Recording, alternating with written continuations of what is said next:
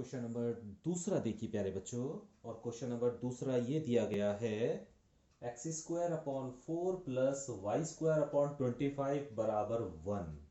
रूप तो वही है दीर्घवृत्त का कि एक्स स्क्वायर बटे a square plus y square upon b square बराबर 1 है ना। यहाँ पर ए स्क्वायर की वैल्यू 4 है, बी स्क्वायर की वैल्यू 25 है।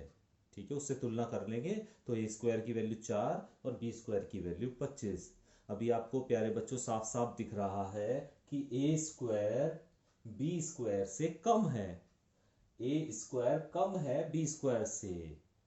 ठीक है, यहां से ए की वैल्यू निकाल ली, बी की वैल्यू निकाल ली। चूंकि ए स्क्वायर बी स्क्वायर से कम है तो आपको समझ में आ जाना चाहिए कि अब की दूसरे प्रकार के दीर्घवृत्त के बारे में बात कर रहे हैं, है ना। यहीं से तो आपको पहचान बताई थी कि यदि ए स्क्वायर बड़ा है बी स्क्वायर से, जो पहले क्वेश्चन में देखा, तो पहले प्रकार का दीर्घवृत्त, और अगर ए स्क्वायर छोटा है बी स्क्वायर से तो दूसरे प्रकार का दीर्घवृत्त। और जब दूसरे प्रकार का दीर्घवृत्त है तो उसके जो आपको पॉइंट्स बताए गए हैं, है ना, उसमें थोड़ा सा अंतर है। तो सबसे पहले हम निकालेंगे दीर्घवृत्त की नाभियां। और नाभियां क्या होती हैं उस वाले दीर्घवृत्त की, यानी दूसरे दीर्घवृत्त की? 0 ± c। ठीक है, और यहां पर संबंध होता है बी स्क्वायर बराबर ए स्क्वायर प्लस सी स्क्वायर। और उसमें क्या संबंध था इससे पहले वाले में? ए स्क्वायर बराबर बी स्क्वायर प्लस सी स्क्वायर। लेकिन यहां पर संबंध होता है बी स्क्वायर बराबर ए स्क्वायर प्लस सी स्क्वायर।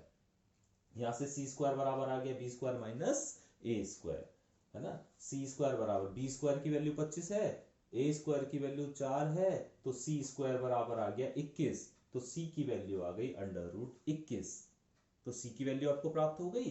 तो दीर्घवृत्त की जो नाभियां हो गई वो हो गई 0 ± 21, √21 प्लस माइनस √21।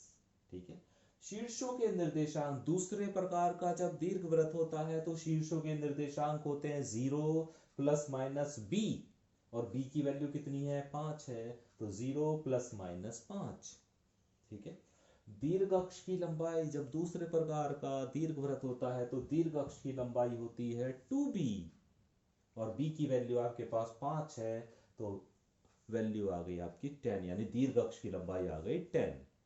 अभी लघु अक्ष की लंबाई होती है 2a, a की वैल्यू भी आपको पता है, तो लघु अक्ष की लंबाई आ गई 4। ठीक है, उत्केंद्रता E बराबर होती है C/b। C की वैल्यू आप निकाल चुके हो, B की वैल्यू आपको पता है, तो ये हो गई √21/5। ठीक है, इसी तरह नाभिलंब जीवा की लंबाई होती है 2a² b। a स्क्वायर की वैल्यू 4 है और b की वैल्यू 5 है, तो 2 × 4/5, तो 4 दूनी 8/5, तो 8/5 आ जाएगा।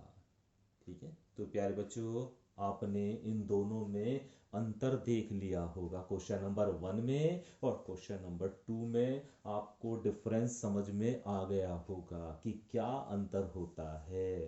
ठीक है, तो इस तरह प्यारे बच्चों आप क्वेश्चन नंबर 1 से लेके क्वेश्चन नंबर 9 तक इसी तरह से आपको कार्य करना है।